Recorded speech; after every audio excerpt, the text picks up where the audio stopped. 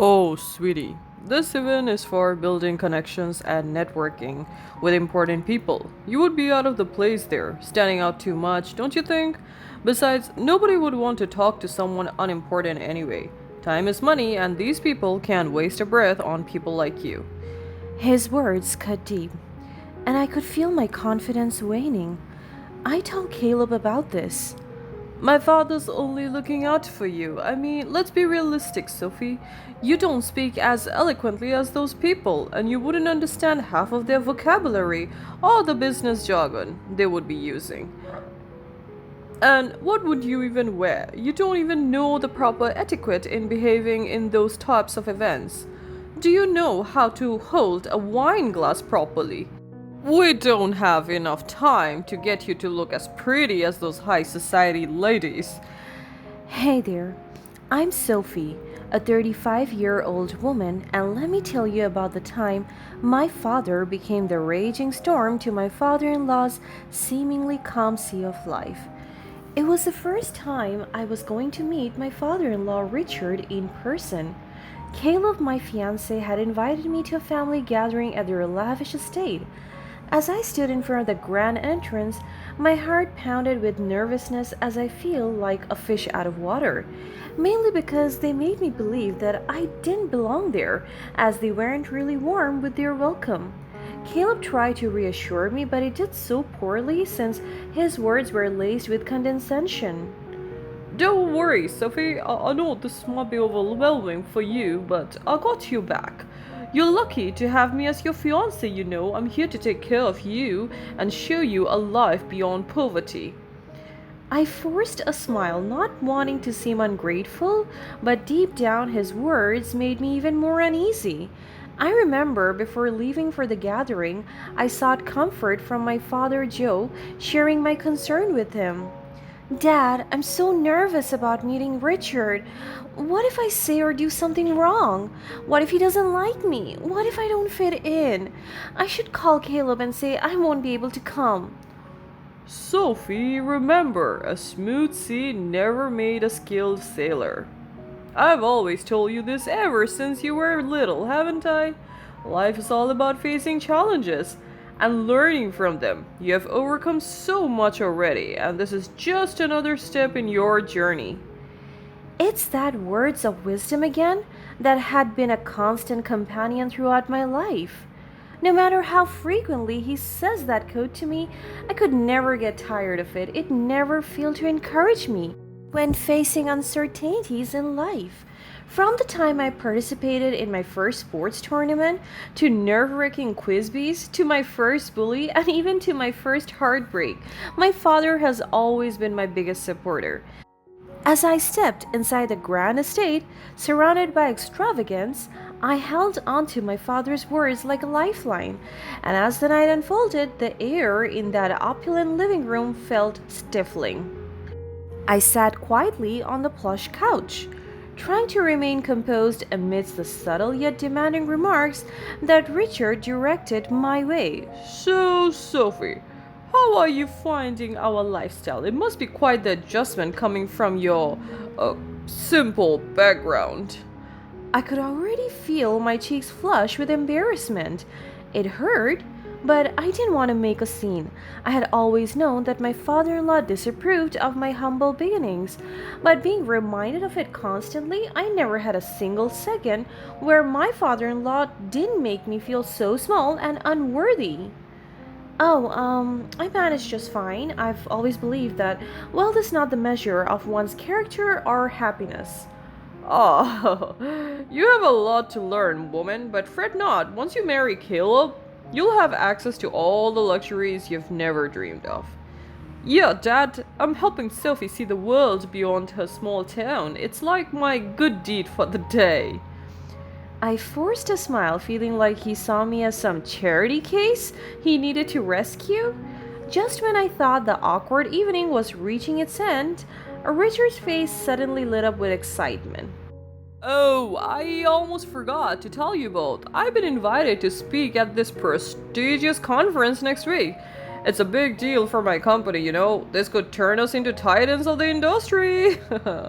He suddenly shared the news of an upcoming investment opportunity that had the potential to skyrocket his already substantial fortune.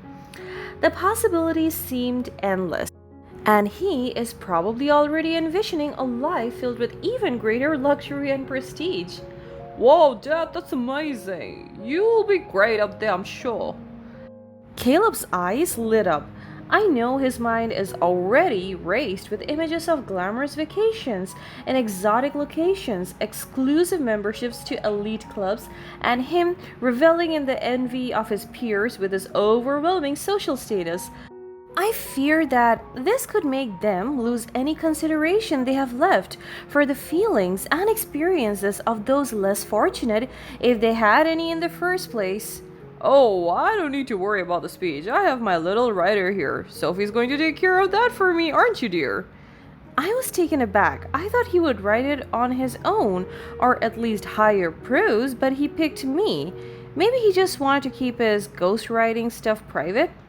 Richard was putting me on the spot, making it seem like I was some sort of hired help rather than his son's partner.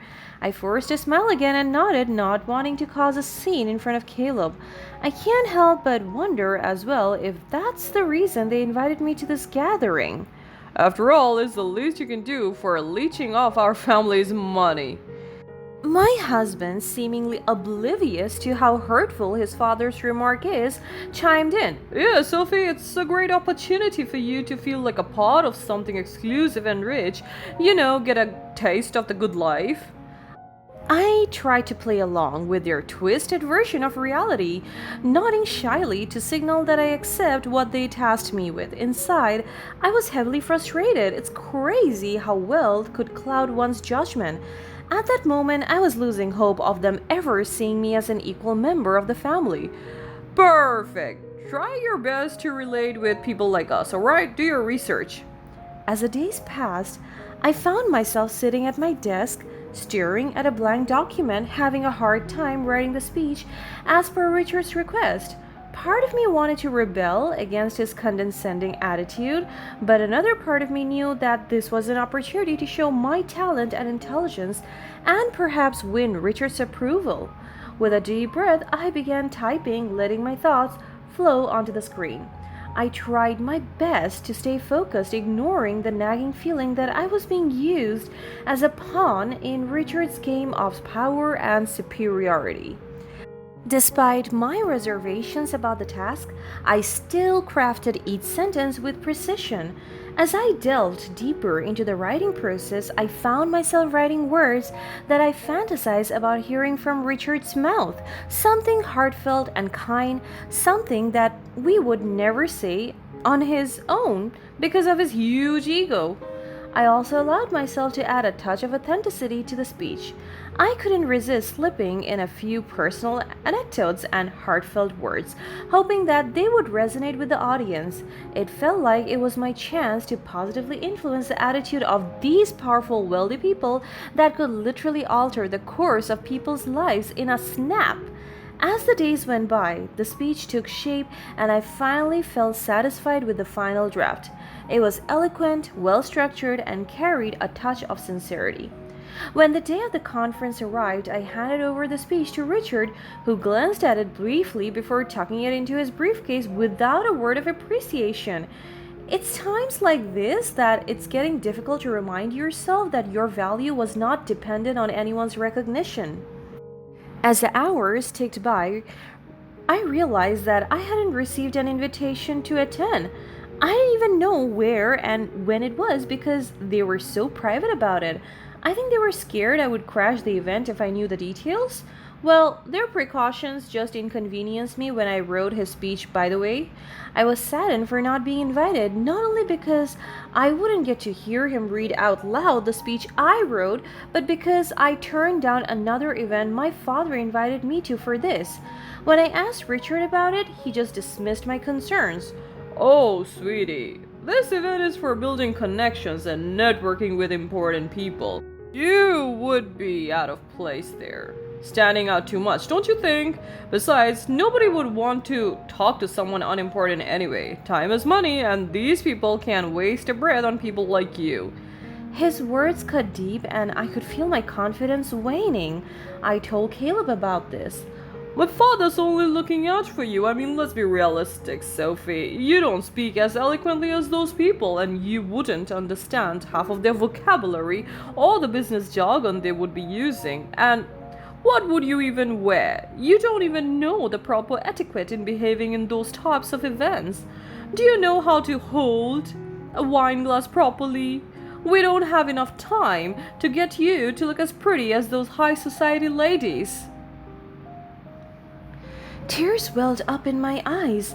I couldn't believe that the man I was going to marry, the man who was supposed to love and support me, could be so dismissive and demeaning. But amidst the hurt, I remembered my father's words. A smooth sea never made a skilled sailor. So I wiped away my tears, my chin held high, and decided to find my own way to spend the day. I longed for the comforting presence of my father, so I called him and poured my heart out, telling him everything that had happened. Hey, Dad, Richard and Caleb made me feel so small, like I don't belong in their world. They didn't even invite me to Richard's conference, and they said I wouldn't fit in with all those important people. Oh, sweetheart. I'm so sorry you had to go through that, but remember that a smooth sea. I know. I just can't believe there are people that cruel. Dad, you have your own event happening today, right? I know that I turned down the invitation initially, but do you think I could still attend? I have nothing to do today. Of course, honey, a seat is always reserved for you in every event. As I made my way to my father's event, I went to the bathroom first. Unbeknownst to me, Richard had the encounter of a lifetime. He had met my father, his idol, the man he had looked up to and revered for years. Richard, ever the dramatist, even jokingly got down on his knees as he spoke to my father, playfully emphasizing his admiration. I remember you, my idol. Remember me? You saved my life back in the early days when I was just a struggling entrepreneur with a small company.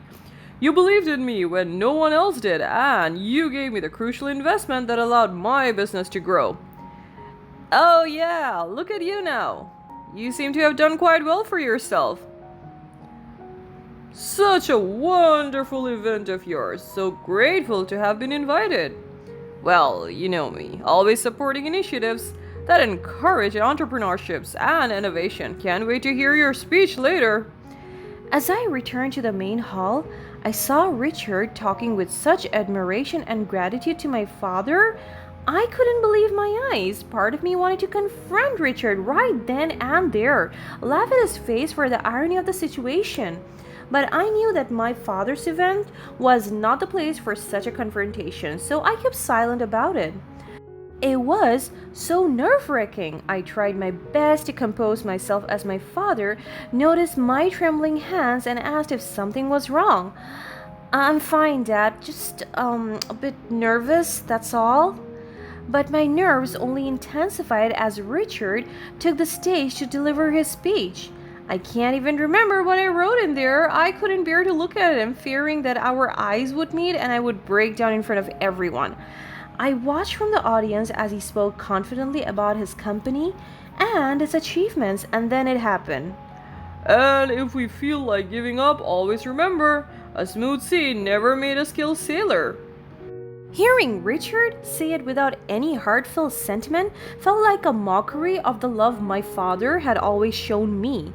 I regret allowing him to speak those words that held so much meaning to me. I should have known that he would never truly understand the depth of those words or the emotions behind them. My whole body was trembling, and I could feel my father's concerned gaze on me. I think he recognized the phrase. He also connected the dots with everything I shared with him so far, and like the brilliant man he is, he just knew. Is he? I could only manage to nod, unable to find my voice. My father gently put his arm around me, pulling me close for comfort. Richard took the opportunity to give a shout out to his family, including his son Caleb. And of course, my dear son Caleb, who has been by my side, supporting me all these years. I have to say, I had high hopes he would end up with someone more suitable for his status.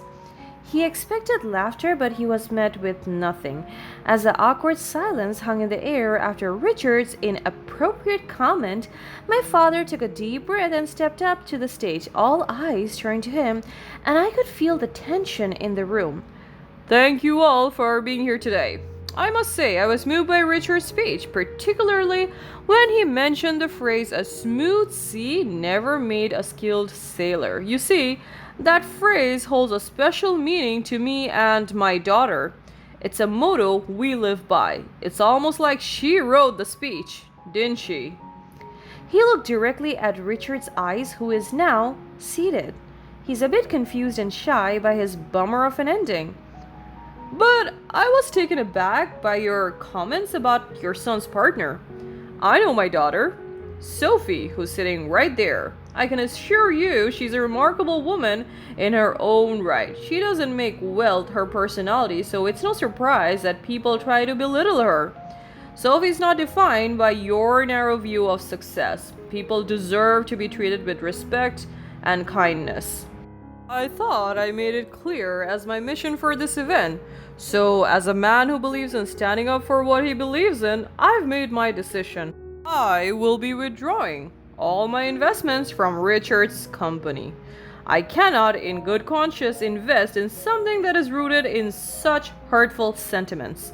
I believe in supporting businesses with empathy, and I refuse to be associated with anything else. They are also banned from this event and any further events that I will be holding. Security, please escort them to the exit. With those powerful words, my father stepped away from the podium, leaving behind a stunned audience and a humbled Richard. He lost not only his idol and his most important investor, but also the respect of many in the industry. The room buzzed with whispers and discussions of what had just occurred. The word spread quickly through the business community, and other investors took notice of my father's stand. One by one, investors began to question their association with Richard's company. The once promising investments turned into withdrawals. With every investor that pulled out, Richard's company lost valuable resources and financial banking. Richard's negative reputation made it challenging to attract fresh capitals or partnership. They were facing financial ruin until they went totally bankrupt. Looks like Richard and Caleb have been hit by the waves of their own karma, while my father and I are still sailing smoothly, forever the skilled sailors of our own principal journey.